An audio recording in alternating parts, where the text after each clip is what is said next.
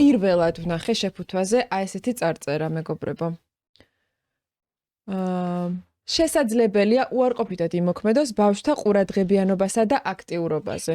ეს რა პროდუქტია? ეს არის ორაგული. ნორვეგიული ორაგული, რომელიც შეიცავს სინთეზურ საღებავს, ყვითელ პონსოს და ყვითელ მზის ჩასვლას, იგივე EAS-აც. შეიძლება ამ წარწერით ჩვენ ვიფიქროთ, რომ ბიზნეს ოპერატორი არ მალავს არაფერს და ამ ინფორმაციას სრულყოფილად და გულღიად გვაწვდის. თუმცა აქ არის მეორე საკითხი. ამ კონკრეტული საღებავების გამოყენება ორაგულში არ შეიძლება კანონმდებლობით აკრძალულია. შეიძლება გამოვიყენოთ ორაგულის იმიტაციებში, ანუ შემცვლელებში, მაგალითად ქაშაყის ფილებში ან ვირთეთ, აი კიბორჩხალის ჩხირებს რომ ამზადებენ. კიბორჩხალა რო არ არის. ხო, კიბორჩხალა რო არ არის. კი, ანუ იაფფასიან შემცვლელებში. რა დიდი ალბათობით ეს არის ესე ვთქვათ მონარჩენი, ეგრეთ წოდებული ხოდი, რომელსაც არ აქვს კარგი ფერი, არ ქონდა კარგი ფერი, ქონდა მონაცრისფრო შეფერილობა და იმისთვის რომ უკეთესად გაიყიდათ და უფრო ძვირად გაიყიდათ, საღებავით შეღებეს, საღებავით რომლის გამოყენებაც აქ აკრძალულია. ეს